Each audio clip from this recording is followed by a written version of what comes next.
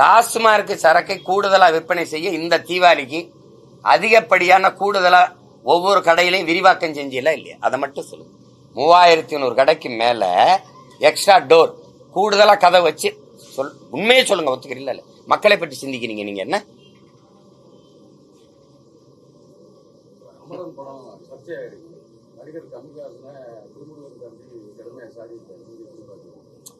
அதுக்குள்ள நான் வரல. அது ஒருத்தனுடைய ஒரு முகுந்தன்கிற ஒரு ராணுவனுடைய அது வாழ்க்கையில் நடந்த நிகழ்வு அப்படின்னு எழுதப்பட்டிருக்கு. அது படமா பாத்தீங்கன்னா அதனால நேர்த்தியான படம், அதோட விட்டுறணும். அதே எங்க அண்ணன் கமல்ஹாசன் விஸ்வரூம்னு படம் எடுக்கும்போது தொழுதுட்டு போய் குண்டு வெடிக்கிற மாதிரி ஒரு எடுத்திருந்தாரு. அப்ப நான் ஒருத்தன் தான் சண்டை போட்டேன், எனக்கு துணைக்கு நீங்க யாரும் வரல.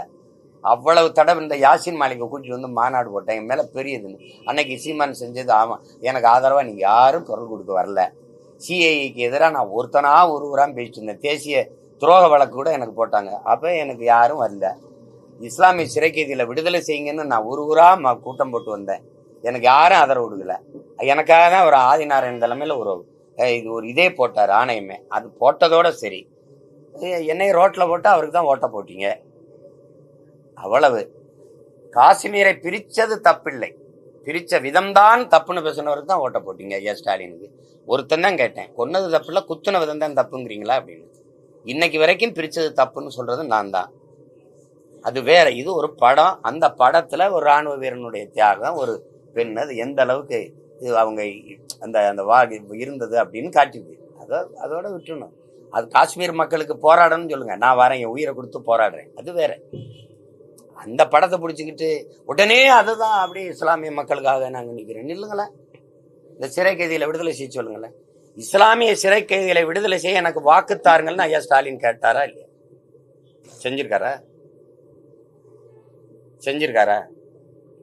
பழனி பாபான்னு ஒரு புரட்சியாளர் இருந்தான்ல, அவனுக்கு வணக்கம்னு அவன் நினைவு தினத்துக்கு பூ வைக்க முடியுமா உங்களால?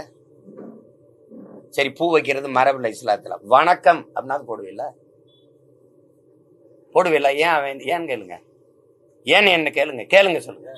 மானமுள்ள ஒரு தமிழன் திமுகவுக்கு ஓட்டு போடுவானான்னு கேட்டான். ஏன் கேட்டான்னு கேளுங்க, அதை கேட்கணும்ல. ஏன்னா அவன் மானம் உள்ளவன், புரிஞ்சிச்சா?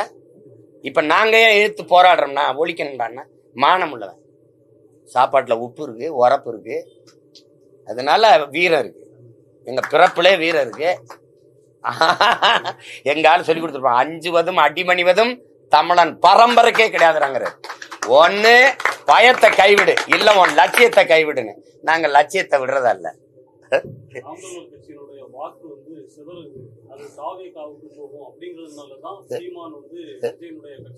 இது சில பைத்தியங்களின் புலம்பல். தம்பி, நீங்க இங்க பாருங்க, நீங்க கேள்வி கேட்டீங்களே, என்னையே பாருங்க. உங்கள் மூலமா உலகம் முழுமைக்கும் இருக்கிற என் உறவுகளுக்கு இந்த மாதிரி விமர்சனம் பேச்சு, இந்த வியாடை வாய் சொல்றது, என்னை தலைவனாக தேர்வு செய்கிற, என்னை நேசிக்கிற, என்னை பின்தொடர்கிற, எனக்கு வாக்கு செலுத்துகிற என் மக்கள் யாருன்னு பாருங்க. பொழுதுபோக்கு தளத்தில் தலைவர்களை தேடியவர்கள் அல்ல, என்னை விரும்புகிற மக்கள்.